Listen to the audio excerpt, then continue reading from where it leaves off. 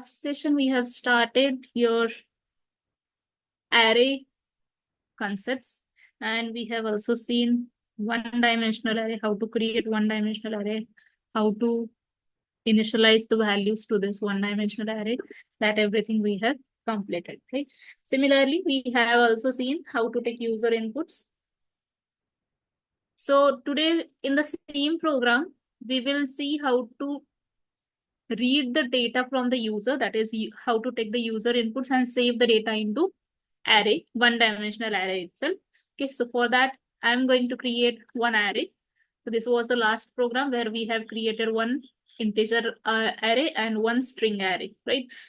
So this is declaration and initialization we have done at the same time. This was only declaration part. Now we are going to create one more array. So suppose that array is of character. Okay, so I'm using char and then the name of the array.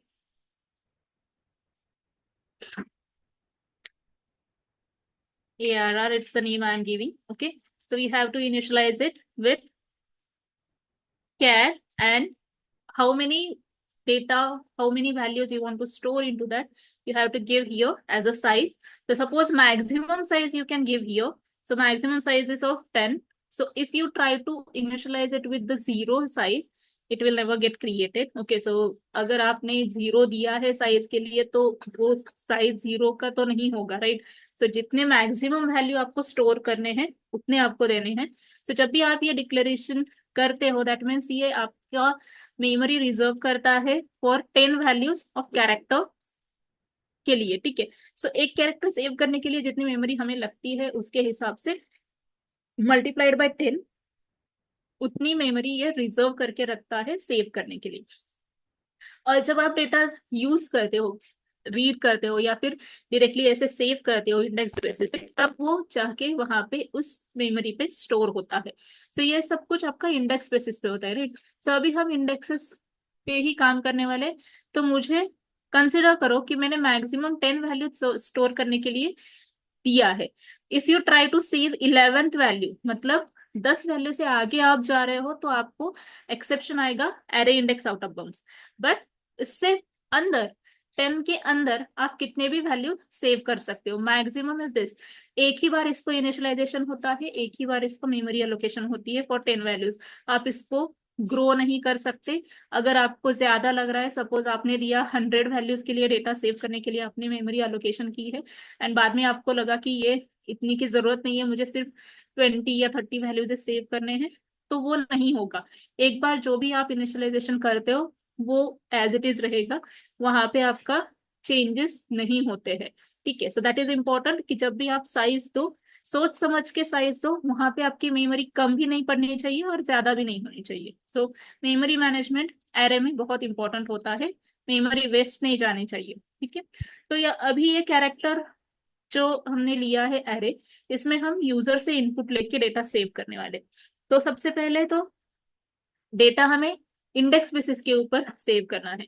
That is Y हमें यहाँ पे भी एक loop लगेगा जिसमें हम data save करेंगे.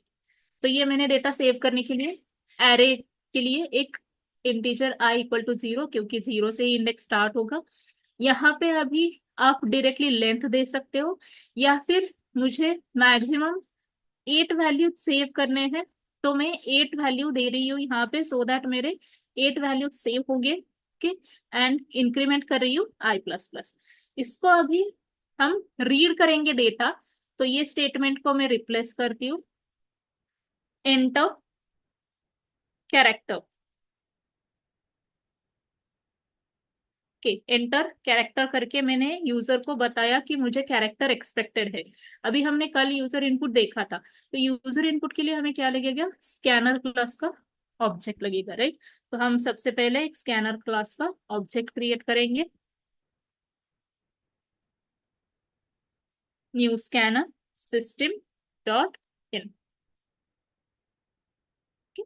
तो ये मैंने स्कैनर क्लास का ऑब्जेक्ट क्रिएट किया.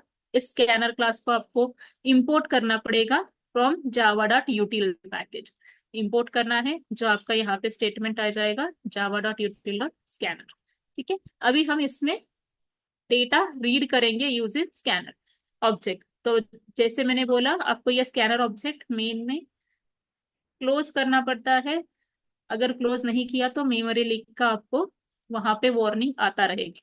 ठीक है, तो अभी हम कैरेक्टर रीड करेंगे। अभी कैरेक्टर कैसे रीड करने हैं यूजिंग स्कैनर ऑब्जेक्ट, वो मैं आपको यहाँ पे बता दी। ठीक है, तो जो कैरेक्टर हम रीड करने वाले हैं वो डायरेक्टली मुझे इस एरे में स्टोर करना है। आप डायरेक्टली एरे में स्टोर कर सकते हो rather than creating a separate variable. तो इसको मैं यूज करने वाली हूँ। एंड जो इंडेक्स है, वो इंडेक्स के लिए मैंने ये लूप वेरिएबल जो है वो एज इट इज लिया है, क्योंकि उसको भी मैं 0 से ही स्टार्ट कर रही हूँ और मुझे 8 वैल्यूज सेव करने हैं।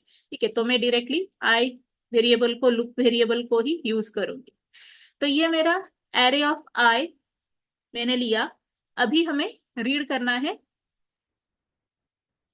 कैरेक्टर, जिसको हम यूज करेंगे स्कैनर ऑब्जेक्ट डॉट। अभी कैरेक्टर रीड करने के लिए हम मेथड यूज करेंगे वैसे डायरेक्टली जैसे हमने नेक्स्ट इंट देखा था, next byte, next float, next double, ऐसे मेथड्स देखे थे। वैसे मेथड्स हम डायरेक्टली कैरेक्टर के लिए यहाँ पे डिफाइंड नहीं है। ठीक है, तो यहाँ पे हम मेथड यूज करेंगे नेक्स्ट मेथड। जो नेक्स्ट मेथड है ये रीड करता है स्ट्रिंग। जो भी स्ट्रिंग डेटा आप इनपुट दोगे वो रीड करता है नेक्स्ट मेथड। बट इस पूरे स्ट्रिंग में से मुझे सिर्फ एक कैरेक्टर रीड करना है। ठीक है, that is why string class का मेथड है कैरेट मेथड, जहां पे हम 0th इंडेक्स का वैल्यू रीड करेंगे। तो ये सिंटैक्स होता है नेक्स्ट मेथड के थ्रू। आप कैरेट मेथड यूज करके 0th इंडेक्स देके आप स्कैनर क्लास के थ्रू कैरेक्टर रीड कर सकते हो। वो कैरेक्टर मैंने डायरेक्टली सेव किया है एरे के ith इंडेक्स पे। इस तरीके से ये लूप इटरेशन होगा 8 टाइम्स, आपके 0 to 7 तक ये वैल्यूज स्टोर हो जाएंगे। ठीक है, तो ये यूजर इनपुट हमने देखा कि आप एरे में यूजर इनपुट कैसे कर सकते हो। यूजर इनपुट इन एरे। ठीक है, तो ये यूजर इनपुट तो हो गया, फाइन है। अभी मुझे क्या करना है कि जैसे हमने ये नॉर्मल फॉर लूप यूज किया था टू इटरेट ओवर एरे, वैसे ही हमारे पास एक न्यू एनहांसमेंट आई है, एनहांस्ड फॉर लूप आता है। ठीक है, जो जेडीके 8 में उन्होंने इंट्रोड्यूस किया है। तो एनहांस्ड फॉर लूप के थ्रू आप इसको, जो भी आप एरे बना रहे हो उसके ऊपर इटरेट कर सकते हो। तो उसको हम बोलते हैं एनहांस्ड फॉर लूप। ठीक है, एनहांस्ड फॉर लूप है। इस एनहांस्ड फॉर लूप को फॉर ईच लूप भी बोला जाता है। तो उसका सिंटैक्स होता है फॉर। यहाँ पे आप देख सकते हो for each iterate over array. ठीक है, सो जिस टाइप का वेरिएबल है, सॉरी एरे है, वो टाइप आएगा। एक वेरिएबल हम क्रिएट करेंगे to read that character from that array. ठीक है, हर एक कैरेक्टर को रीड करने के लिए इसको हम यूज करेंगे। एंड ये आपका आएगा एरे, जो हमें जिसके ऊपर इटरेट करना है। तो अभी ये जो हम एनहांस्ड फॉर लूप या फिर फॉर ईच लूप इसको बोलते हैं। ठीक है, अगर आप ये फॉर ईच लूप या फिर एनहांस्ड फॉर लूप यूज करोगे, तब ये सारे इंडेक्सेस पे जितने भी वैल्यूज है हर एक कैरेक्टर को रीड करेगा, इस वेरिएबल में सेव करेगा। फिर आपको उसके ऊपर जो भी ऑपरेशन करना है वो आप इसमें कर सकते हो। अभी मुझे सिर्फ इसको डिस्प्ले करना है। ठीक है, तो ये यहाँ पे लेंथ वगैरह इस तरीके से जैसे हमने यहाँ पे किया था, ये फॉर लूप यूज किया था, लेंथ दिया था, तो लेंथ के ऊपर कर सकते थे। या फिर आपको डायरेक्टली इंडेक्स वैल्यू देनी है तो इंडेक्स वैल्यू के ऊपर भी आप इटरेट कर सकते थे, ये मैंने आपको बताया था। बट जब आप फॉर ईच लूप यूज करते हो तो जितने वैल्यूज है, हमने वैल्यू 7 तक, मतलब 7th इंडेक्स तक 8 वैल्यू स्टोर किए हैं। बट हमारा एरे जो है वो 10th वैल्यू तक है, राइट। तो जब आप इसको भी यूज करते हो फॉर ईच लूप को, या फिर लेंथ भी यूज करते हो, सो जितने भी साइज है उतने सारे इंडेक्सेस के ऊपर वो इटरेट करता है। ठीक है, अगर आपको पर्टिकुलर नंबर तक ही करना है तब आप नॉर्मल फॉर लूप यूज कर सकते हो। ठीक है, फॉर ईच हम यूज करेंगे तो आपके सारे इंडेक्सेस के वैल्यूज यहाँ पे आएंगे। ठीक है, तो यहाँ पे मैं system dot out dot println statement लिखती हूँ just to display the values. अभी मैं यहाँ पे मेथड यूज करने वाली हूँ प्रिंट, क्योंकि मुझे आउटपुट जो है वो सारे कैरेक्टर्स एक ही लाइन में चाहिए। ठीक है, तो एक ही लाइन में लेने के लिए मैं पहले तो ये कैरेक्टर सी जो है उसको प्रिंट करना चाहती हूँ। उसके बाद मुझे स्पेस चाहिए, या फिर आप स्लैश टी यूज कर सकते हो for tab. And at the end इसके बाद आप आए system dot out dot println statement लिखो, या फिर इसके अंदर स्लैश इन लिखो, just to put your cursor on the next line. ठीक है, तो इस तरीके से हमने वन डायमेंशनल एरे क्रिएट किया है, यूजर इनपुट लिया है, वन डायमेंशनल कैरेक्टर एरे किया है क्रिएट, यूजर इनपुट कैरेक्टर कैसे लेने हैं यूजर से ये मैंने यहाँ पे आपको बताया, एरे में कैसे डेटा स्टोर करना है वो भी बताया, एंड हमने एनहांस्ड फॉर लूप भी यहाँ पे देखा है। ठीक है, जिसको फॉर ईच लूप भी कहते हैं। ये सब कुछ हमने अभी देखा इसी एरे एग्जाम्पल में। ठीक है, तो अभी देखो ये यूजर इनपुट के लिए रुका है हमारा प्रोग्राम। तो मैं यहाँ पे कोई भी कैरेक्टर आप दे दो, वो कैरेक्टर कंसिडर हो जाएगा। ठीक है, तो मैंने 8 वैल्यूज दिए हैं, तो देखो ये सारे 8 आए हैं। ठीक है, आफ्टर 5th जो है उसके बाद जो भी डिफॉल्ट रहेगा वैल्यू वो आपको यहाँ पे दिखाई देगा, क्योंकि इटरेशन तो सारे जितने भी नंबर ऑफ वैल्यूज आपके पास है उसके साथ साथ जितनी साइज आपने दी है एरे की उसके लिए भी आएगा। तो ये डिफॉल्ट है, कैरेक्टर के लिए डिफॉल्ट आपका ये रहेगा। ठीक है, एंड जो ये वैल्यूज है वो हमने दिए हुए वैल्यूज है। ठीक है, सिमिलरली आप कोई भी टाइप का एरे यहाँ पे क्रिएट कर सकते हो। तो मैंने आपको 3 टाइप के एरे क्रिएट करके दिखाई, इंटीजर का, स्ट्रिंग का एंड कैरेक्टर का। ठीक है, till here anyone has any doubt? कुछ डाउट है? No ma'am. मैम एक बार वैसे कोड समझा दोगे क्या ऊपर से पूरा? आगे का? हाँ ठीक हाँ। है, तो सबसे पहले हमने एरे क्रिएट किया था जो वन डायमेंशनल एरे है इंटीजर टाइप का। ठीक है, तो हमने डेटा टाइप दिया सबसे पहले कि आपको कौन से टाइप का एरे क्रिएट करना है। एरे कब क्रिएट करते हैं हम? जब आपको मल्टीपल वेरिएबल्स क्रिएट करने हैं सेम टाइप के, या फिर मल्टीपल डेटा स्टोर करना है बट वो डेटा जो है वो सेम डेटा टाइप का होगा, तभी हम इसको एरे को यूज करते हैं। ठीक है, rather than creating multiple variables आप उसको एक सिंगल नेम दे सकते हो एंड उसके आगे हमें स्क्वायर ब्रैकेट्स देने होते हैं। सिर्फ ये बताता है ये स्क्वायर ब्रैकेट कि ये एरे है जिसमें हम मल्टीपल वैल्यूज स्टोर करने वाले। कितने वैल्यूज स्टोर करने वाले हैं तो वो हमें इस स्टेटमेंट में बताना पड़ता है। न्यू कीवर्ड हम यूज करते हैं just to allocate a memory. ठीक है, न्यू कीवर्ड हम बाद में भी यूज करेंगे, तब मैं डिटेल में बताऊंगी। अभी के लिए यहाँ पे समझो कि मुझे यहाँ पे न्यू कीवर्ड से डायनेमिकली मेमोरी एलोकेशन होगा। तो मेमोरी एलोकेशन किसके हिसाब से होगा? तो हमारा जो डेटा टाइप है इंटीजर टाइप का उसके हिसाब से होगा। तो एक डेटा इंटीजर टाइप का डेटा अगर हमें सेव करना है तो 4 बाइट्स ऑफ मेमोरी लगती है, राइट?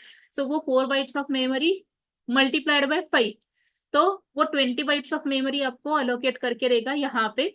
जब आप इसको देते हो तो साइज हम ब्लैंक नहीं रख सकते, जीरो नहीं रख दे सकते, आपको कंपलसरी साइज देनी होती है। ठीक है, क्योंकि कंपाइलर को समझ में आना चाहिए कि आप कितने मैक्सिमम वैल्यूज यहाँ पे स्टोर करने वाले हो।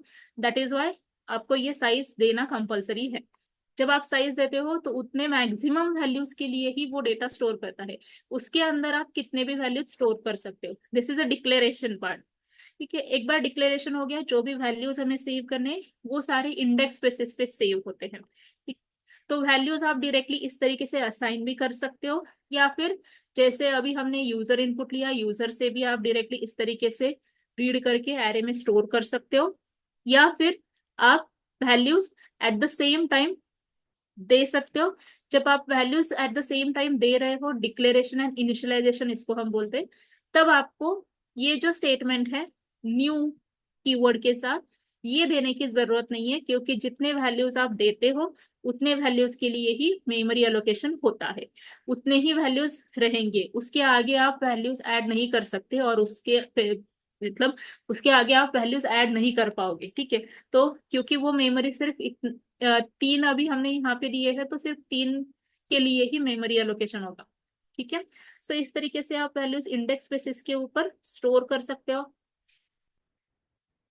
कभी भी एरे के ऊपर अगर हमें जो वैल्यूज हमने स्टोर किए हैं या फिर हमें स्टोर करना है, तब उसके ऊपर हमें इटरेशन करने की जरूरत होती है, क्योंकि वो मल्टीपल वैल्यूज स्टोर करता है, राइट? सो ये बेसिकली जब आप नेम देते हो तो ये 0th इंडेक्स का मेमोरी एड्रेस जो होगा वो सेव होता है डायरेक्टली यहाँ पे वेरिएबल नेम में। उसके आगे ये वैल्यूज जो है वो कंटिन्यूअस मेमोरी लोकेशंस में, मतलब कंटिन्यूअसली मेमोरी उसको एलोकेट होती है। 4 बाइट एक वैल्यू के लिए, 4 बाइट एक वैल्यू के लिए इंटीजर के रिलेटेड बता रही हूँ, ठीक है। तो इस तरीके से जितनी मेमोरी एलोकेट होती है उतने के ऊपर ही आप इसको इटरेट कर सकते हो। तो मल्टीपल वैल्यूज है, इसकी वजह से हमें लूप्स यूज करने पड़ते हैं to iterate over the array. Iteration हमेशा आपके इंडेक्स बेसिस पे ही होगा। यहाँ पे हम नेम देंगे एंड उसके अंदर आप लूप वेरिएबल भी यूज कर सकते हो या अदर वेरिएबल भी यूज कर सकते हो, बट हम जनरली लूप वेरिएबल ही यूज करते हैं just to get the value at particular index. क्योंकि मुझे सारे लेने हैं तो मैं यहाँ पे लेंथ प्रॉपर्टी है एरे की वो यूज करूंगी। मुझे जितनी लेंथ, हमेशा साइज जो हमने डिफाइन किया है उसको यूज करता है। तो अगर आप लेंथ दे रहे हो, इटरेशन करना है लेंथ तक, मतलब सारे एलिमेंट्स 0th इंडेक्स से लेके लास्ट एलिमेंट तक हमें यहाँ पे चाहिए। जो भी ऑपरेशन परफॉर्म करना है वो आप इसके अंदर फॉर लूप के अंदर कर सकते हो। मुझे सिर्फ यहाँ पे डिस्प्ले करना है, तो उसकी वजह से मैंने यहाँ पे ये सिर्फ लिया है एक स्टेटमेंट मार्क्स ऑफ आई का, ठीक है। अभी नेक्स्ट जो हमने स्ट्रिंग वाला किया था, तो यहाँ पे देखो मैंने नेम के आगे स्क्वायर ब्रैकेट्स दिए थे, यहाँ पे मैंने डेटा टाइप के यहाँ पे स्क्वायर ब्रैकेट्स दिए हैं। तो ये भी अलाउड है, आप डेटा टाइप के साथ भी स्क्वायर ब्रैकेट्स दे सकते हो या नेम के आगे, मतलब वेरिएबल नेम के आगे भी स्क्वायर ब्रैकेट्स दे सकते हो। यहाँ पे हमने इनिशियलाइजेशन एंड डिक्लेरेशन एक ही साथ किया है, तो यहाँ पे सिर्फ 3 नंबर्स, 3 वैल्यूज के लिए ही मेमोरी एलोकेशन हो चुकी है, ठीक है। उसके आगे आप वैल्यूज ऐड नहीं कर सकते। अगर आपको सिंगल वैल्यू एक्सेस करनी है एक कोई भी इंडेक्स के ऊपर, तो आप इसके through index directly index value यहाँ पे देके एक्सेस कर सकते हो। या फिर आपको लेंथ चेक करनी है तो आप ये लेंथ प्रॉपर्टी यूज कर सकते हो कि कितने मैक्सिमम वैल्यूज यहाँ पे हम स्टोर कर सकते हैं, वो लेंथ प्रॉपर्टी आपको देती है एरे की। इटरेट किया है यहाँ पे फिर से, जहाँ पे इंडेक्स के साथ साथ मैंने वैल्यूज भी दिखाए हैं। ये सिर्फ हमने स्टेटमेंट बनाया है just to make sure that कि कौन से इंडेक्स पे क्या वैल्यू स्टोर हो रही है ये दिखाने के लिए, ठीक है। तो वैल्यूज हम एक्चुअली एक्सेस कर रहे हैं इस स्टेटमेंट के थ्रू। नेम्स, जो हमने नेम दिया है एरे को, उसके ith इंडेक्स में जो भी वैल्यू है वो हम ले रहे हैं। आई की वैल्यू हमेशा चेंज होती रहेगी क्योंकि हमने उसको लूप वेरिएबल ही है उसको यूज किया है, तो हमेशा आई प्लस प्लस के थ्रू नेक्स्ट इटरेशन में आई की वैल्यू चेंज हो जाएगी, ठीक। अभी हमने ये जो किया वो यूजर इनपुट कैसे लेना है एंड एरे में कैसे स्टोर करना है वो मैंने बताया। यहाँ पे भी हमने आई वेरिएबल लिया है, कोई भी वेरिएबल ले सकते हो जो लूप वेरिएबल है, वही लूप वेरिएबल मैंने यहाँ पे लिया है। डायरेक्टली वैल्यू जो भी आप यूजर से रीड कर रहे हो वो डायरेक्टली हम उस पर्टिकुलर इंडेक्स पे सेव कर रहे हैं जो कि आई वेरिएबल में है, ठीक है। तो आप यहाँ पे, आपको अगर किसी और इंडेक्सेस पे डेटा स्टोर करना है तो आप यहाँ पे इस लूप वेरिएबल की इनिशियलाइजेशन चेंज कर सकते हो। मतलब अगर आपको 5 से लेके 8 तक करना है तो आप वो भी कर सकते हो, no problem with that. Indexes कोई भी हो सकते हैं जो आपको चाहिए वो, क्योंकि देखो यहाँ पे हमने देखा था, यहाँ पे मैंने सिर्फ 3 इंडेक्सेस पे वैल्यू दिए थे, बट हम ऐसे नहीं कर सकते। यहाँ पे हमने 1 को स्किप किया, 3 को स्किप किया है, बट हम 5th इंडेक्स पे वैल्यू नहीं स्टोर कर सकते क्योंकि हमारा साइज ही मैक्सिमम 5 है। तो 4th इंडेक्स तक ही वैल्यू स्टोर हो जाएंगे, ठीक है। नेक्स्ट इंडेक्स पे हमारी वैल्यू नहीं होगी। अगर आप सेव करना चाहोगे तो आपको एक्सेप्शन आएगा array index out of bounds का, क्योंकि मेमोरी उतनी ही अलोकेट हुई है, उतने ही मैक्सिमम वैल्यूज हम स्टोर कर सकते हैं। जब आप ये साइज देते हो वो मैक्सिमम वैल्यू स्टोर करने के लिए होती है, बट ऐसे ना हो मैक्सिमम मतलब आप कितने भी वैल्यूज दे दो, ऐसे नहीं होना चाहिए। आपको जितना जरूरत है उतने ही नंबर्स के लिए आप, या फिर जो भी डेटा है आपका उसके लिए मेमोरी एलोकेशन करोगे, ठीक है। क्लियर पीयूष? Yes ma'am. तो shall we go ahead? Yeah. Okay.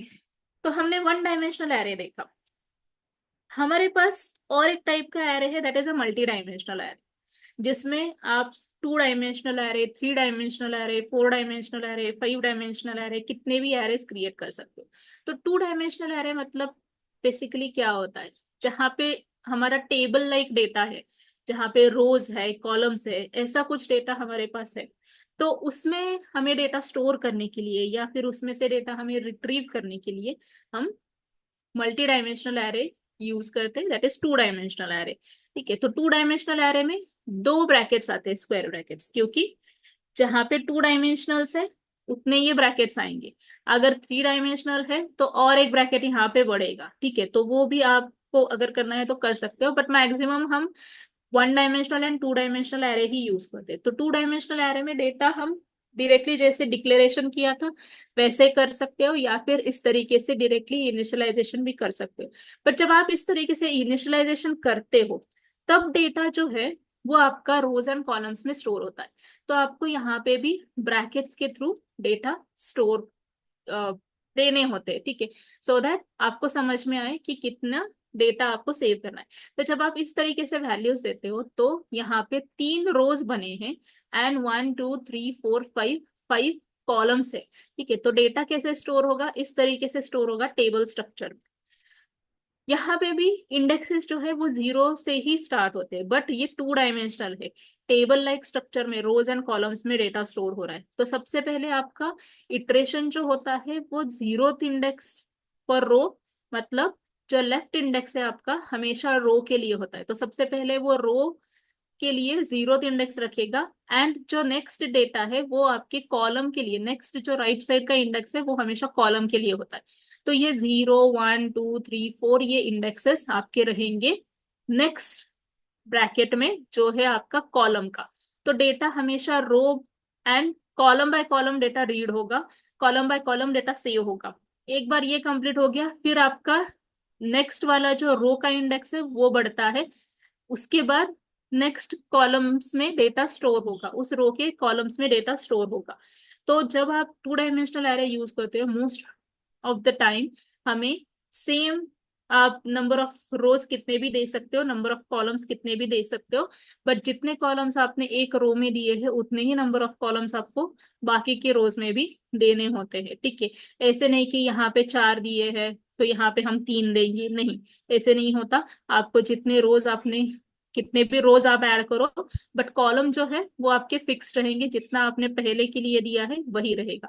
तो देखो इस तरीके से इंडेक्सेस रहेंगे। जीरो इंडेक्स फर्स्ट रो के लिए है, जीरो इंडेक्स फर्स्ट रो के लिए है, ये पहले 0 0 0 चार के लिए है। ठीक है, तो 0 0 will be the first value, 0 1 will be the second column value, जहां पे जीरो रो है एंड फर्स्ट कॉलम है, जीरो रो है सेकेंड कॉलम है, जीरो रो है थर्ड कॉलम है, जीरो रो है एंड फोर्थ कॉलम है। ठीक है, तो पहले इस तरीके से डेटा रीड होगा या फिर डेटा सेव भी इसी तरीके से होगा। तो हम टू डायमेंशनल एरे क्रिएट करते हैं। सेम इसमें मैं टू डायमेंशनल एरे बताती हूँ आपको, उसको 2D एरे भी बोला जाता है। ठीक है, तो यहाँ पे हम यहाँ पे सेम ही करेंगे, इंटीजर टाइप का दो एक एरे क्रिएट करती हूँ मैं, सेम करती हूँ मार्क्स का। ठीक है, ये टू डायमेंशनल एरे है बट ये नेम हमने ऑलरेडी यूज किया हुआ है, तो मैं यहाँ पे नेम चेंज करती हूँ, मैक्स एरे करती हूँ। दो ब्रैकेट्स दिए इज इक्वल्स टू करके, अभी टू डायमेंशनल एरे को अगर हमें डिक्लेयर करना है तो न्यू इंटीजर टाइप के है, तो आप यहाँ पे इस तरीके से दे सकते हो।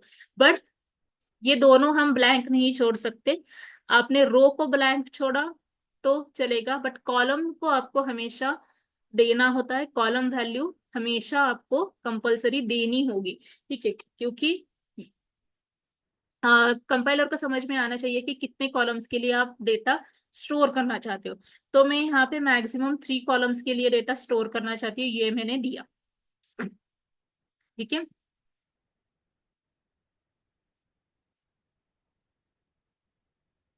ओके, तो यहाँ पे हमें रो भी मेंशन करने हैं। तो रो में मेंशन करती हूँ 2 रोज 3 कॉलम्स।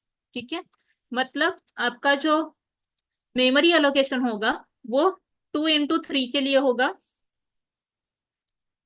6 वैल्यूज आपके स्टोर होंगे, 6 वैल्यूज आपके स्टोर करने के लिए ये मेमोरी एलोकेट करेगा depending on the integer data type. ठीक है, क्योंकि हमने इंटीजर डेटा टाइप दिया है।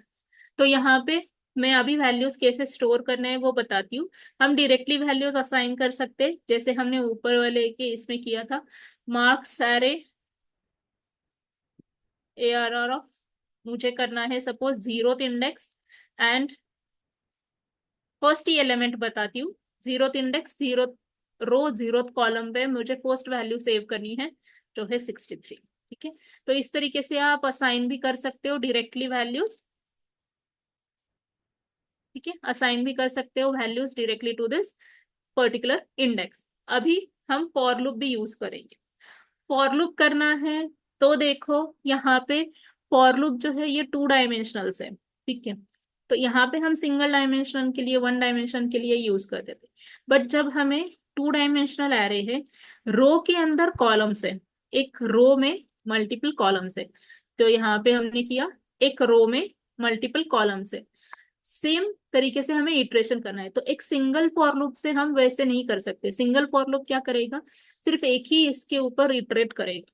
तो हमें यहाँ पे जितने डायमेंशन एरे है आपका, उतने फॉर लूप्स यूज करने पड़ते हैं, जिसको हम नेस्टेड फॉर लूप्स बोलते हैं। ठीक है, तो यहाँ पे मैं नेम चेंज करती हूँ। तो पहला वाला जो आउटर फॉर लूप है वो हमारा रहता है हमेशा रो के लिए। तो वेरिएबल मैंने नेम ही चेंज किया है रो, आपको समझ में आने के लिए।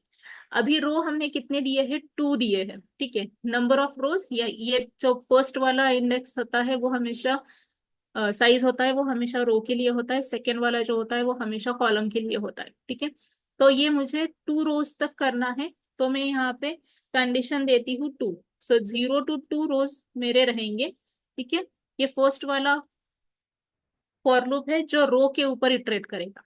सेकेंड वाला रो जो फॉर लूप रहेगा जिसको हम नेक्स्ट करेंगे उसके अंदर, क्योंकि रो के अंदर मल्टीपल कॉलम्स है। राइट, तो यहाँ पे हमें कॉल करके एक, मैं ले रही हूँ लूप वेरिएबल, जो हमें कॉलम के लिए इटरेशन के लिए रहेगा। तो ये सेकेंड वाला जो साइज है वो हमें कॉलम का है, तो मैं हम 3 कॉलम्स यूज करेंगे एक रो में। तो मैं यहाँ पे भी वैल्यू दे रही हूँ 3 एंड कॉलम प्लस प्लस। ना इसके अंदर आप एक्चुअल ये वैल्यूज स्टोर करोगे। तो मैं डायरेक्टली इसी में आपको यूजर इनपुट भी बता देती हूँ। सो हमने ऑलरेडी स्कैनर क्लास क्रिएट किया हुआ है, स्कैनर क्लास का ऑब्जेक्ट। तो मैं डायरेक्टली यहाँ पे एक यूजर को मैसेज दिखाती हूँ, system dot out dot println. मुझे नंबर्स चाहिए, तो मैं एंटर मार्क्स करके यूजर को मैसेज दिखाती हूँ। अभी वो डेटा जो है वो हम डायरेक्टली एरे में स्टोर करेंगे। जो नेम है उसको मैं यूज करती हूँ। फर्स्ट में हमेशा रो रहेगा एंड सेकंड ब्रैकेट में हमेशा कॉलम रहेगा, क्योंकि जैसे मैंने बोला डेटा हमेशा फर्स्ट रो से उस रो में कितने कॉलम्स है उसके बेसिस के ऊपर डेटा सेव होता है। ठीक है, तो SC डॉट, अभी यहाँ पे हम यूज करने वाले इंटीजर डेटा, राइट, तो मुझे मेथड यूज करनी है नेक्स्ट इंट। तो ये डेटा रीड किया हमने यूजिंग यूजर इनपुट। तो जितने डायमेंशन का एरे आपका है उतने आपको नेस्टेड फॉर लूप्स बनाने पड़ते हैं। ठीक है, सो जब आप नेस्टेड फॉर लूप्स बनाते हो तो इस यहाँ पे सबसे पहले आई की वैल्यू, सॉरी, रो की वैल्यू जो है वो 0 रहेगी। इसके अंदर जो फॉर लूप है वो 0 के लिए ही पूरे टाइम तक सॉरी पूरे टाइम तक इटरेट होगा, मतलब 0 to 3 इटरेट होगा। एंड फिर से ये जब ये कंडीशन फेल हो जाएगी तब ये वापस आउटर वाले फॉर लूप में आएगा। एंड देन आउटर वाले फॉर लूप में ये रो की वैल्यू इंक्रीमेंट करेगा। तो इसकी वजह से आपको यहाँ यहाँ पे जैसे दिया था वैसे वैल्यूज, मतलब इंडेक्सेस मिलेंगे। तो पहले आपका वैल्यू ये 0 0 ही रहेगा, सिर्फ ये कॉलम के वैल्यूज इंक्रीमेंट होते जाएंगे। ठीक है, जब आपका इनर फॉर लूप का कंडीशन फेल होता है तब आपका आउटर फॉर लूप में वैल्यू इंक्रीमेंट होगी, सो दैट आपको नेक्स्ट रो में डेटा सेव करना है, नेक्स्ट रो के नेक्स्ट कॉलम्स में डेटा सेव करना है। ये हम यहाँ पे बताते हैं। ठीक है, सो ये inner for loop and outer for loop हमेशा आपको देने होते हैं जब आप मल्टी डायमेंशनल एरे यूज करते हो, जितने डायमेंशन का एरे है उतने फॉर लूप्स आपके रहेंगे। अभी जो हमने ये for each enhanced for loop देखा, सेम इसी लूप के थ्रू आप कर सकते हो इटरेट 2D एरे में, या फिर अगर मैंने फॉर ईच को लिया तो भी आप यहाँ पे देखो ये भी एरे रिटर्न करता है, ठीक है। फिर आपको इसके ऊपर इटरेट करना पड़ेगा, मतलब इसके अंदर और एक फॉर ईच लेना पड़ेगा आपको, जो आपके आईएस पे यूज इटरेट करेगा, जो आपको एक एक वेरिएबल रिटर्न करके दे रहा है, ठीक है। सो इसको आप यूज कर सकते हो system dot out dot print में। इसमें IS2 को प्रिंट करने वाली हूँ, एंड इसमें मैं स्पेस देती हूँ या फिर कॉमा देती हूँ, कॉमा की जरूरत नहीं है, स्पेस देती हूँ। एंड इस आउटर फॉर लूप में मैं न्यू लाइन देती हूँ, मतलब आपको समझ में आएगा कि न्यू लाइन आ रही है, मतलब आपका न्यू रो का डेटा आ रहा है। ये आपका रो के लिए है, ये आपका कॉलम के लिए है। ये सेम भी आप यूज कर सकते हो, सेम फॉर लूप्स जो है एज इट इज भी यूज कर सकते हो। बट अभी हमने एनहांस्ड फॉर लूप देखा है, तो मैं एनहांस्ड फॉर लूप भी आपको कैसे यूज करना है मल्टी डायमेंशनल के लिए वो मैं बता रही हूँ। ये आपका पहला मार्क्स एरे है जो आपको इंटीजर एरे रिटर्न कर रहा है सिंगल डायमेंशन, ठीक है। तो इसकी वजह से हमें इसके ऊपर भी इटरेट करना पड़ेगा इनर फॉर लूप में, ठीक है। तो ये आपको एक सिंगल वैल्यू देगा, ठीक है। तो इस तरीके से हम चेक करते हैं करेक्ट आता है कि नहीं, क्योंकि ये भी मैंने कभी किया नहीं है। Let's try. Normal for loop तो आप एज इट इज यूज कर सकते हो। देखो अभी ये मार्क्स के लिए एंटर करने के लिए रुका है, तो मैं यहाँ पे वैल्यूज एंटर कर रही हूँ। 4 वैल्यूज एंटर की है, 5th वैल्यू एंटर की, एंड 6th वैल्यू एंटर की, ठीक है। तो वैल्यू आपके देखो ये किस तरीके से स्टोर हुआ है, 64, 34, 85। ये आपका 0th रो है, मतलब फर्स्ट रो है, ठीक है। एंड उसके बाद के वैल्यूज जो मैंने दिए वो आपके सेकेंड रो में कॉलम्स में स्टोर हुए हैं, ठीक है। तो इस तरीके से आपका अभी देखो ये हमने फॉर ईच लूप के थ्रू इटरेट करके देखा है, तो ये वैल्यूज इस तरीके से आपको दिख रहे हैं। तो एक रो में 3 कॉलम्स हमने बनाए और 2 ही रो बनाए हैं, किस तरीके से, 2 रोज एंड 3 कॉलम्स, ठीक है। तो इस तरीके से आपके 6 वैल्यूज स्टोर हो रहे थे, ये 6 वैल्यूज आपके यहाँ पे इस तरीके से स्टोर होंगे। तो ये भी आपके कॉन्टिजियस मेमोरी लोकेशंस में ही स्टोर होते हैं। वहां पे एक्चुअली डेटा कैसे स्टोर होता है मेमोरी में, मेमोरी में डेटा आपके कॉन्टिजियस, मतलब ये 85 के बाद इमीडिएटली नेक्स्ट वैल्यू स्टोर होते हैं, बट इंडेक्स चेंज होता है उसका। इंडेक्स कैसे चेंज होता है, जैसे यहाँ पे चेंज हुआ है रो कॉलम के हिसाब से वैसे चेंज होता है। दैट इज वाई जो वैल्यूज आपके यहाँ पे सिक्वेंशियली मेमोरी में सिक्वेंशियली स्टोर होंगे, एक लाइन में स्टोर होते हैं, बट एक्चुअली वो 2 डायमेंशनल एरे है, डेटा रोज एंड कॉलम्स में स्टोर होगा। Clear? Any doubt? 2 dimensional array clear हो गया है? Yes ma'am. ओके। हाँ, ये 0 0 का वैल्यू मैंने ऑलरेडी दिया था, तो आप यहाँ पे वैल्यूज चेंज कर सकते हो, ठीक है। फर्स्ट नहीं, एक ही इंडेक्स का दिया है, तो बाकी के इंडेक्स के लिए मैंने वैल्यूज नहीं दिए, अदरवाइज आपको पूरे रो के लिए वैल्यूज डिफाइन करने पड़ेंगे, ठीक है। तो ये फॉर ईच लूप हमने 2 डायमेंशनल के लिए भी यूज किया है। तो जैसे मैंने बोला, जितने डायमेंशंस रहेंगे उतने आपको ब्रैकेट्स भी ऐड करने पड़ेंगे और उतने आपको फॉर लूप्स भी करने पड़ेंगे create. So this was derived data type, non primitive data type, arrays, ठीक है। Now next topic is user defined data types, enums. User defined data types में, नॉन प्रिमिटिव में, इनम्स जो होते हैं वो हम यूज करते हैं। इनम्स का मेन पर्पस क्या होता है, जहाँ पे पॉसिबल वैल्यूज जो है वो फिक्स्ड है, आपको पता है, जहाँ पे फिक्स्ड पॉसिबल वैल्यूज है, कभी वो चेंज नहीं होंगी, तब आप इनम्स को यूज कर सकते हो। जहाँ पे वैल्यूज पता है आपको at the compilation time itself, ठीक है। फॉर एग्जाम्पल मेनू के चॉइसेस, कमांड लाइन फ्लैग्स, या फिर पत्ते होते हैं जिसमें डेक के 4 ही टाइप्स होते हैं, या फिर डेज के 7 डेज ही होते हैं, मंथ के 12 मंथ्स ही होते हैं, ये फिक्स्ड रहेगा, उसमें हमें कोई भी चेंजेस नहीं होते, ये फिक्स्ड डेटा है, ये कभी चेंज नहीं होगा। तो rather than creating arrays to store that, या फिर आप जहाँ पे वेरिएबल्स क्रिएट करने की जगह पे आप डायरेक्टली इनम्स क्रिएट कर सकते हो फॉर दैट पर्पस, जहाँ पे पॉसिबल वैल्यूज कंपाइलेशन टाइम पे ही आपको पता है कंपल्सरी वही वैल्यूज रहेंगे, उसके अलावा कोई भी वैल्यू नहीं रहेगा, तब आप ये इनम क्रिएट कर सकते हो। इनम आप डिक्लेयर कर सकते हो इनसाइड और आउटसाइड ऑफ द क्लास, ठीक है, बट मेथड के अंदर हम इसको डिफाइन नहीं कर सकते। इट इज इन इंटरनली, जब आप इसको यूज करते हो तो इंटरनली ये बेसिकली क्लास ही यूज करता है, क्लास के जैसा ही क्रिएट होता है, ठीक है। Every enum constant represents an object of type in, इसका डेटा टाइप, जैसे एरेस के लिए हमने डेटा टाइप दिया था इंटीजर, कोई भी डेटा जब हम सेव करते तब डेटा टाइप देते हैं, राइट, बाइट है, कैरेक्टर है, स्ट्रिंग है, ये डेटा टाइप से। वैसे ही जब आप इसमें जो भी वैल्यू स्टोर करोगे, उस ऑब्जेक्ट का डेटा टाइप जो है वो ही इनम रहेगा, जो भी डेटा है उसका टाइप ही इनम रहेगा, ठीक है।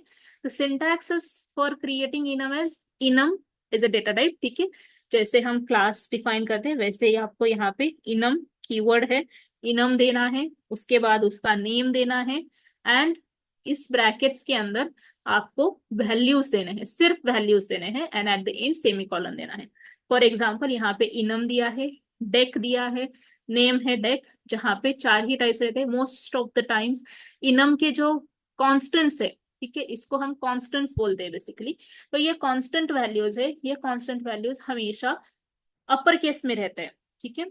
तो इसमें जो भी वैल्यूज आप दोगे वो अपर केस में रहेंगे, एंड ये सारे जो वैल्यूज है ये कॉमा सेपरेटेड रहेंगे, सेमीकोलन यहाँ पे थोड़ा गलत हुआ है, semicolon should be eight the end of the enum bracket, ठीक है। इनम का ब्रैकेट कंप्लीट होने के बाद सेमीकोलन आना चाहिए। ये मैंने आपको अभी बता दिया है, फिर से इसको मैं एक्सप्लेन करती हूँ, ठीक है। तो यहाँ पे इनम के रिलेटेड क्या पॉइंट्स आपको रिमेम्बर करने हैं। सो इनम जो है वो प्रॉपर जो आपकी सेफ्टी है वो इम्प्रूव करता है। Enum can be easily used in switch cases, ठीक है। इनम कैन बी ट्रैवर्स्ड, ट्रैवर्सल के लिए भी आप इनम यूज कर सकते हो। Enum can have fields, constructors and methods, ठीक है, जैसे क्लास में होता है फील्ड्स, कंस्ट्रक्टर्स एंड मेथड्स, वैसे ही आप इनम में भी ये सारी चीजें लिख सकते हो। Enum may implement many interfaces but cannot extend any class because it internally extends enum class, ठीक है। enum नाम का एक ऑलरेडी प्री डिफाइंड क्लास है जावा में, सो इसकी वजह से वो कोई क्लास एक्सटेंड नहीं करता, बट इम्प्लीमेंट कर सकता है इंटरफेसेस। ये पार्ट आपको हम जब इंटरफेसेस का पार्ट पढ़ेंगे तब समझ में आ जाएगा, ठीक है, एब्स्ट्रैक्शन का पार्ट पढ़ेंगे तब आपको समझ में आ जाएगा। तो अभी हम एक इनम का एग्जाम्पल करके देखेंगे। आप एक तो डायरेक्टली इनम क्रिएट कर सकते हो इस टाइप, ठीक है, जैसे क्लास को नाम देते हैं हम वैसे ही इसको भी नाम दे सकते हो, जैसे मैंने यहाँ पे दिया है डेक, ये हमेशा पब्लिक रहेगा। Enum is the data type और कीवर्ड, एंड यहाँ पे नेम दिया है हमने डेक। तो डेक में पॉसिबल 4 ही टाइप्स रहते हैं, डेक इज नथिंग बट आपके पत्ते जो होते हैं उसमें 4 ही टाइप होते हैं, राइट, कोई भी पत्ते में अलग टाइप नहीं होता है, अलग अलग टाइप्स नहीं होते, सब में सब सेम ही टाइप्स होते हैं, जो है आपके हार्ट्स, कॉमा, स्पेस, ठीक है। अभी ये कॉन्स्टेंट्स क्रिएट हो रहे हैं, तो दैट इज वाई आपके ये जो वैल्यूज है वो आपको डायरेक्टली इटैलिक्स में दिख रहे हैं, ठीक है। देन है आपका क्लब्स,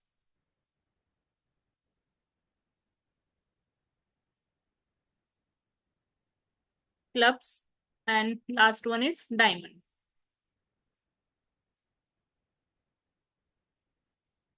ठीक है, एंड इसको मैं एट द एंड सेमीकोलन दे रही हूँ। तो ये मेरा एक इनम क्रिएट हुआ। तो ये एक्चुअली क्या क्रिएट होता है इंटरनली, कॉन्स्टेंट्स मतलब क्या, वो तो हम बाद में पढ़ने ही वाले हैं, बट फिर भी मैं यहाँ पे आपको बताती हूँ। तो ये final integer, final static int hearts, ऐसे करके वेरिएबल्स क्रिएट होते हैं जिसको हम कॉन्स्टेंट्स बोलते हैं, ठीक है। तो ये इस तरीके से सारे जो वेरिएबल्स है इसको हम फाइनल स्टैटिक वेरिएबल्स बनाते हैं, सो दैट इसकी वैल्यूज जो है वो कभी चेंज ना हो। सो इसकी वजह से इसको कॉन्स्टेंट्स बोला जाता है, ठीक है। तो इस तरीके से जैसे हम क्लास क्रिएट करते हैं वैसे आप इनम क्रिएट कर सकते हो। आप यहाँ पे देख सकते हो, यहाँ पे ऊपर ई करके आपको दिखाई दे रहा है, that mean it is a enum. ये हमने outside of a class define किया है। और एक करेंगे क्लास क्रिएट, एंड क्लास के अंदर या फिर क्लास के बाहर कैसे करना है वो भी मैं बताती हूँ। तो ये यहाँ पे मैंने नेम दिया इनम एग्जाम्पल, मेन मेथड को इंक्लूड किया है। तो एक तो इस क्लास फाइल में, मतलब इस जावा फाइल में भी आप इनम क्रिएट कर सकते हो लाइक दिस इनम। जब आप इस पब्लिक क्लास फाइल में इनम क्रिएट करते हो वो इनम पब्लिक नहीं होगा, वो डिफॉल्ट एक्सेसिबिलिटी के साथ होगा, ठीक है। अगर आपने सेपरेट फाइल में इनम क्रिएट किया है तो वो आप पब्लिक क्रिएट कर सकते हो, पब्लिक एक्सेसिबिलिटी आप उसको दे सकते हो। क्योंकि जब आप फाइल क्रिएट करते हो, जावा फाइल जो होता है उसमें जो पब्लिक क्लास का है वही नेम, क्लास नेम ही हम फाइल नेम को देते हैं। दैट इज वाई इसमें सिर्फ एक ही पब्लिक क्लास रहेगा। दैट इज वाई आप इनम जो बनाओगे यहाँ पे वो इनम आपका सिर्फ और सिर्फ डिफॉल्ट एक्सेसिबिलिटी के साथ होगा, मतलब विद इन अ पैकेज। तो ये सपोज मैंने लिया है डेज का, ठीक है। डे के लिए मैंने एक इनम बनाया है जो आउटसाइड ऑफ द क्लास है। जो आपको तो ये पता है कि डेज क्या है, क्या है, सिर्फ मंडे है, मंडे ट्यूसडे वेंसडे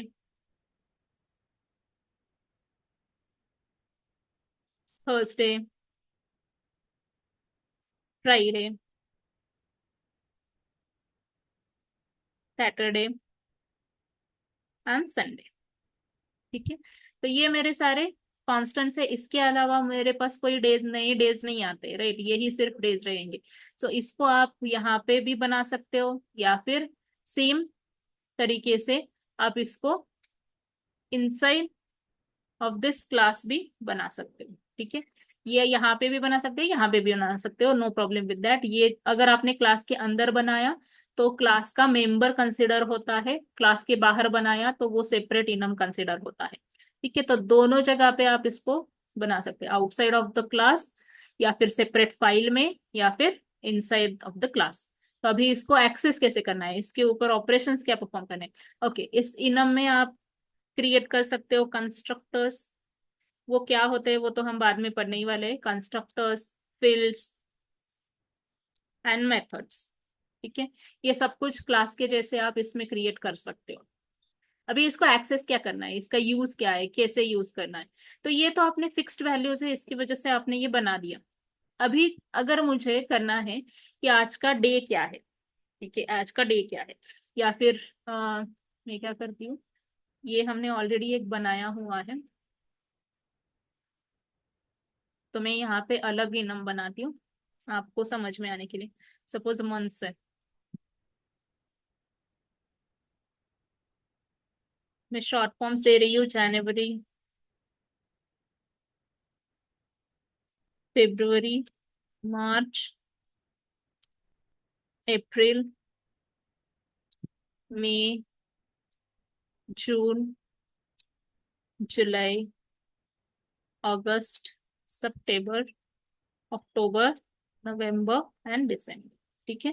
तो ये मेरे पास मंथ्स भी है, तो ये मैंने यहाँ पे मंथ्स बनाए। अभी मैं डेज में से एक्सेस करना चाहती हूँ वैल्यूज, एक्सेस कैसे करेंगे। तो सपोज एक तो डेक में से भी आप एक्सेस कर सकते हो, तो सबसे पहले तो मैं डेक में से आपको एक्सेस कैसे करना है वो बताती हूँ। तो हमें, जैसे हम नॉर्मली क्लास का ऑब्जेक्ट क्रिएट करते हैं वैसे आप डेक मतलब इनम का ऑब्जेक्ट क्रिएट करोगे।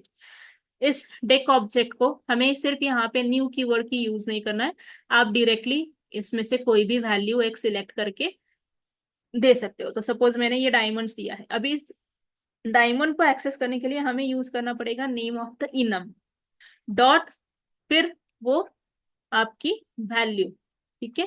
तो आप यहाँ पे देख सकते हो ये स्टैटिक फाइनल वेरिएबल से, इसकी वजह से आपको नेम से एक्सेस करना होता है, ठीक है। तो आप इस तरीके से वैल्यू को इनिशियलाइज कर सकते हो, जहां पे आपको यूज करना है वो डायरेक्टली वैल्यू आप इस तरीके से एक्सेस कर सकते हो कहीं पे भी हो, ठीक है। इस तरीके से आप डायरेक्टली उसको एक्सेस कर सकते हो। या फिर ये तो हमने वैल्यूज सेव किए हैं, जो कि मैंने बोला इसका डेटा टाइप जो है वो इनम का नेम ही रहेगा। ठीक है, इनम डेक है तो एक ऑब्जेक्ट आपने बनाया एंड ये वैल्यू हमने उस वेरिएबल को सेव की। तो अगर मैंने इसको डिस्प्ले किया system dot out dot println,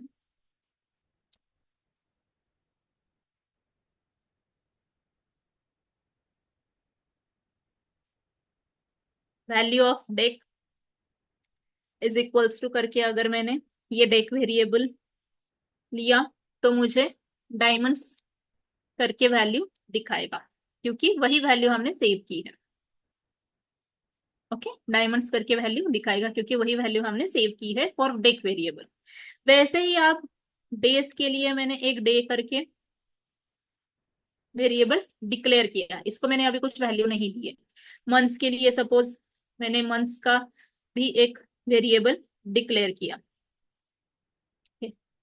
अ, इसको मैं वैल्यू देती हूँ, तो मुझे सपोज करंट मंथ है अक्टूबर।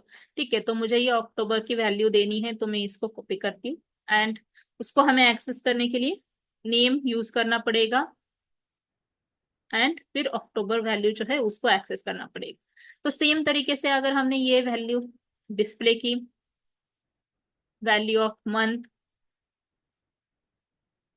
आप यहाँ पे डायरेक्टली मंथ वेरिएबल को डिस्प्ले कर सकते हो। अगर मैंने इसको डे को वैल्यू ऑफ डे अगर किया तो वो क्या दिखाता है वो भी हम देखेंगे। ठीक है, तो देखो यहाँ पे डे के लिए आपको एरर दिख रहा है क्योंकि उसको हमने इनिशियलाइज नहीं किया। We have only declared that variable. ठीक है, इसको हमने इनिशियलाइज नहीं किया है। इनिशियलाइजेशन कब होगा, जब आप उसको वैल्यू असाइन करते हो तब इनिशियलाइजेशन बोल सकते हैं आप। ठीक है, तो अभी इसको मैंने कुछ वैल्यू नहीं दी है तो ये नहीं होगा। ठीक है, तो इसको मैं कमेंट करती हूँ, रन करेंगे तो देखो मंथ की वैल्यू भी आपको मिल रही है। तो ये दोनों सेम तरीके से हमने क्रिएट किया है ऑब्जेक्ट्स। अभी थर्ड वाला जो है इसको मैंने वेरिएबल सेव किया है, सॉरी क्रिएट किया है डे करके। इसको मैं वैल्यू असाइन करती हूँ, जो टुडेज डे है वो मैं असाइन करती हूँ। आप सेपरेट भी कर सकते हो, day is equals two days dot today is Thursday. ठीक है, तो मैंने वैल्यू दी है थर्सडे।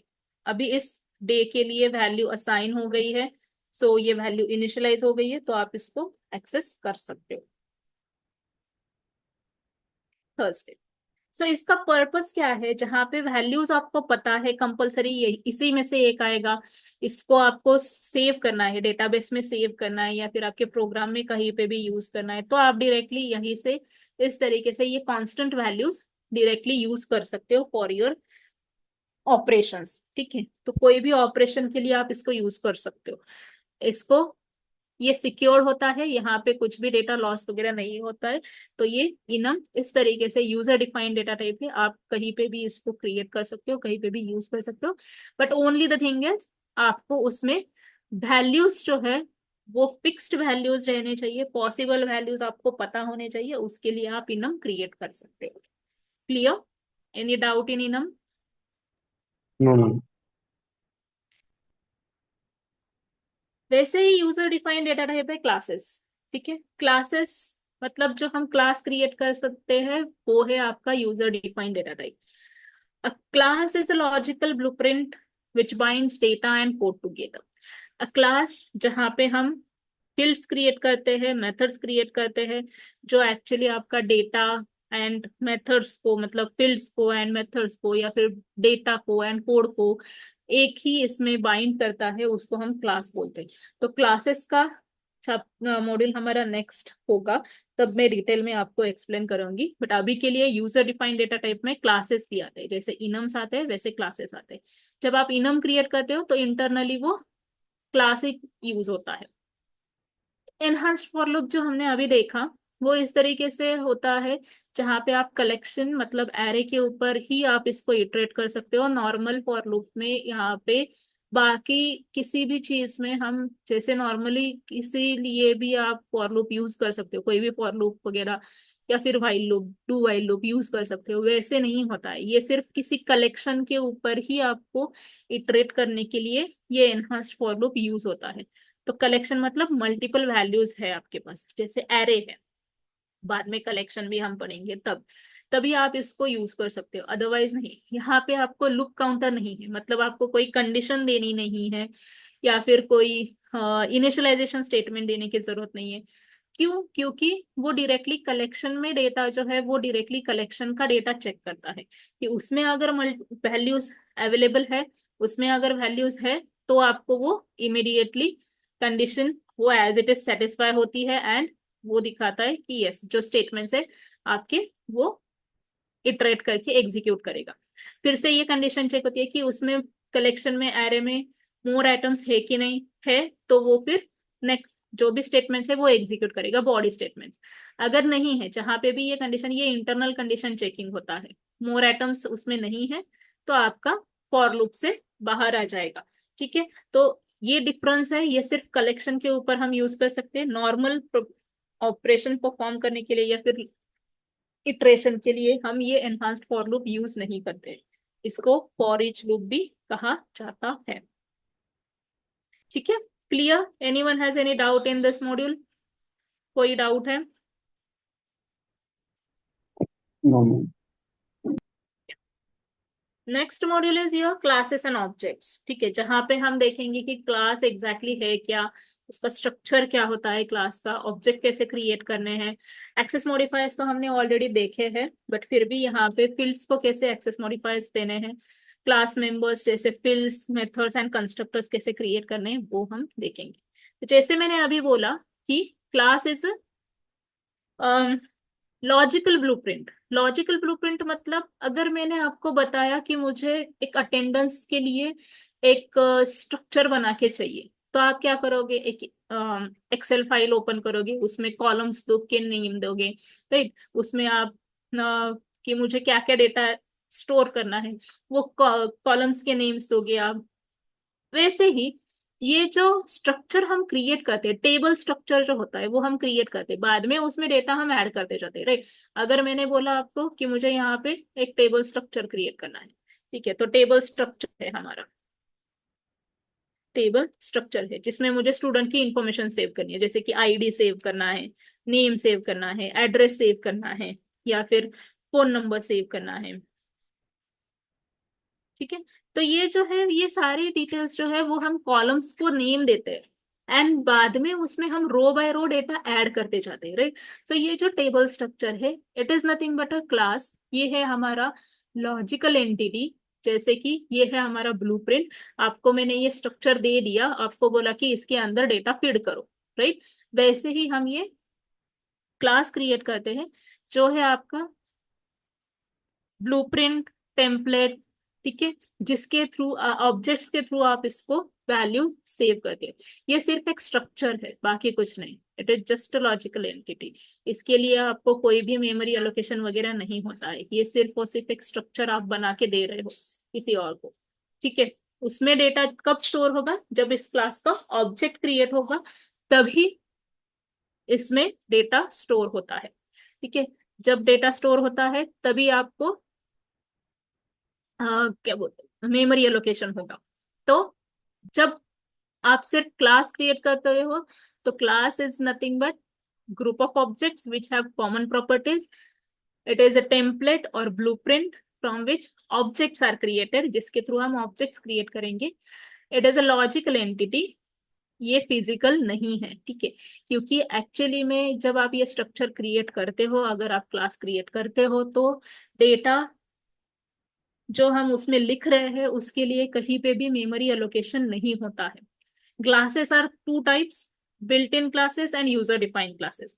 अभी तक जो हमने क्रिएट किए हैं वो सारे यूजर डिफाइंड क्लासेस है, जब भी हमने क्लास क्रिएट किया है, अभी तक हमने क्लास क्रिएट ही किए हैं। ठीक है, तो ये क्लास जो है ये यूजर डिफाइंड क्लासेस है। बिल्ट इन क्लास कौन सा है, जो हमने देखा था इंटीजर क्लास, या फिर नंबर क्लास, यहाँ या फिर ये स्कैनर क्लास जो है, वो सारे बिल्ट इन क्लासेस है जो आपको सिस्टम, ये आपको प्रोवाइड करता है एज अ लाइब्रेरी क्लासेस। ठीक है, तो ये स्कैनर क्लास है, ये स्कैनर क्लास आपको ऑलरेडी प्रोवाइड किया गया है जेडीके के इंस्टॉलेशन के साथ।